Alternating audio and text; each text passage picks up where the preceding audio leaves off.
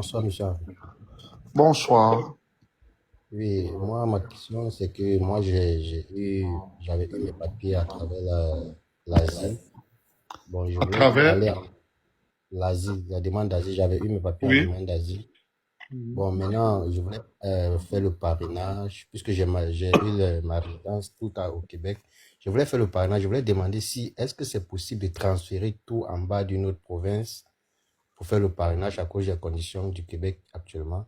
Non, vous ne transférez pas à cause, mais vous déménagez. Si vous déménagez, vous faites à votre nouvelle adresse.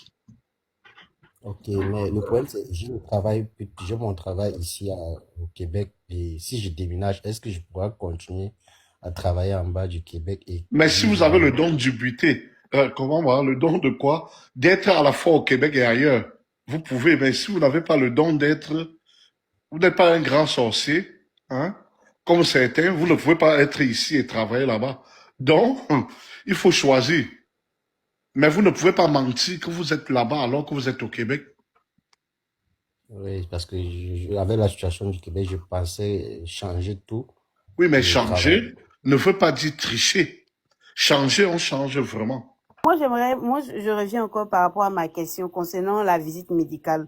Je dois attendre de prendre d'abord, comment on appelle ça, la version papier de ma prolongation de permis d'études avant de faire la visite médicale, ou bien j'entame la procédure je fais la visite médicale et puis je demande à ce qu'on corrige au fait.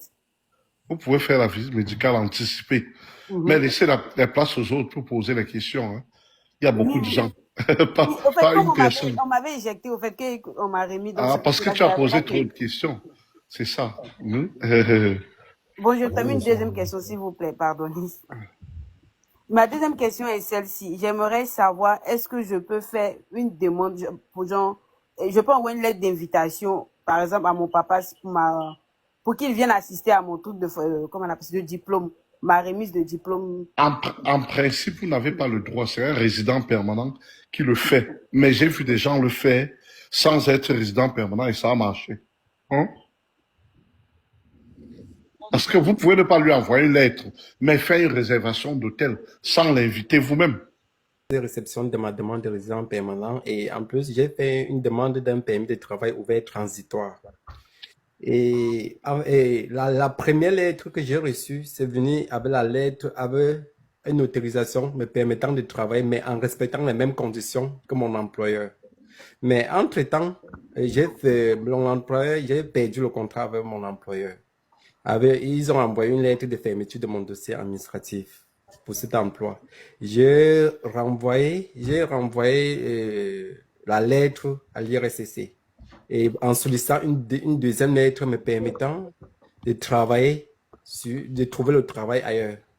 Bon, là, je ne sais pas s'ils peuvent m'accorder pour me donner une lettre me permettant de travailler dans les autres sociétés, puisque actuellement, je suis infirmier, je suis étudiant en soins infirmiers, mais je travaille comme préposé.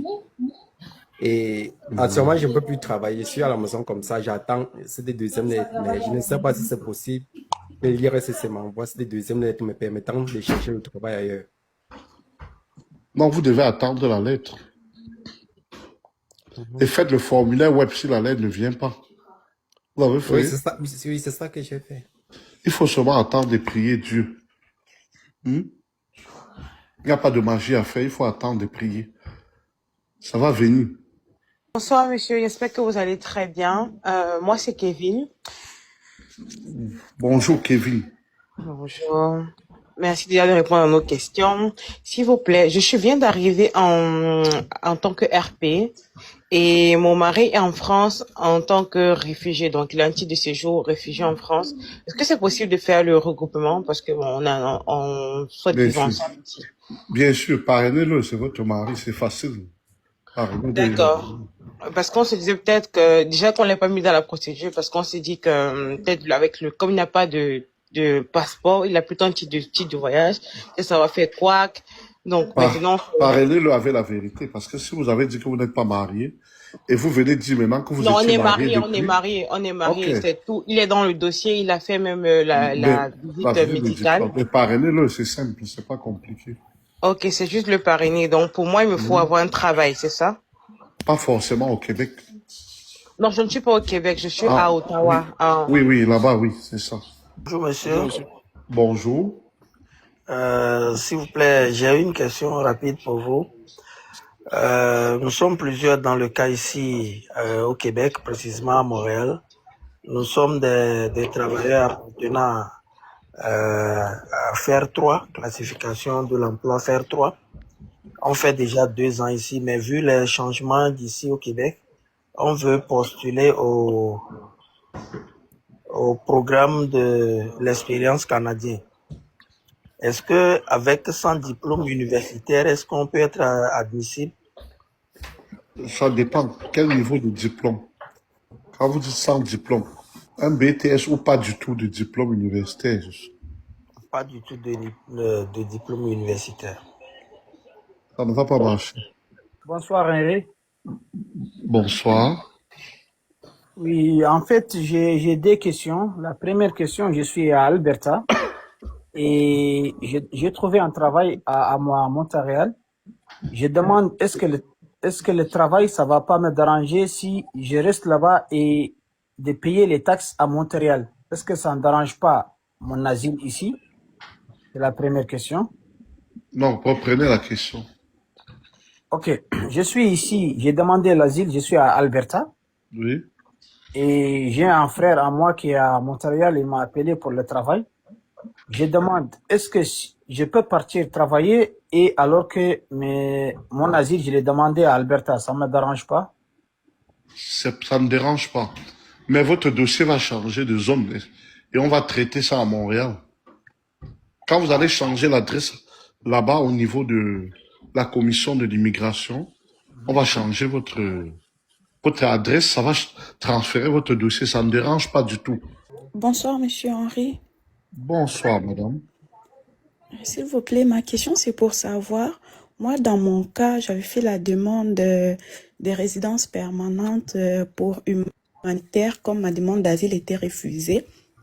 Mais là, comme ça prend plus de 10 ans pour avoir la décision, j'aimerais savoir s'il y a une autre procédure ou une autre façon de demander, dans mon cas, qui soit moins court que celle-ci, moins long que celle-ci, Mais pardon. vous pouvez vous marier si vous avez votre mari. Je vois d'ailleurs votre belle voix, vous devez être très belle, donc mariez-vous et voilà. Avec un résident permanent ou un Canadien, vous pourrez avoir le papier. Donc, c'est la seule façon pour mon cas. Oui, le mariage. Bonsoir. Bonsoir. Oui. S'il vous plaît, je suis au Québec et j'avais un permis fermé. Et ça s'est inspiré. Avant que ça ne s'inspire, j'ai fait un accident de travail. Avant mon inspiration, j'étais à la maison. Jusqu'à présent, je suis toujours en accident de travail à la maison et mon permis de travail est inspiré. Est-ce que quelle est je peux faire comment pour avoir encore une autre, vu que j'étais pas éligible à renouveler mon permis parce que je suis à la maison, je travaille plus. Mon employeur m'a déjà m'a dit qu'il ne peut plus renouveler. Mais demandez ailleurs. Trouvez une autre entreprise. Dans une autre entreprise. Oui. Ah, monsieur Henri. Oui. Oui, je suis arrivé ici en janvier des États-Unis en tant que demandeur d'asile. Maintenant, j'avais demandé déjà l'asile aux États-Unis. Quand je suis arrivé au Québec, j'ai fait la demande. Ils m'ont remis le permis de travail. Ils ont premièrement pris mes dossiers, ils ont donné le permis de travail. Mais on a accepté votre demande d'asile. On n'a pas repoussé ça. Non, c'est deux mois après, ils ont refusé. Bon, c'est ça. Demande. Après, maintenant, ils ont envoyé le dossier au niveau des services frontaliers. Eux m'ont envoyé une demande, mais la demande est arrivée en retard à cause de la grève de la poste. Oui. Et mon rendez-vous avec eux, c'était le 31. La lettre est arrivée le 6, l'environ du 6. C'est mon tour.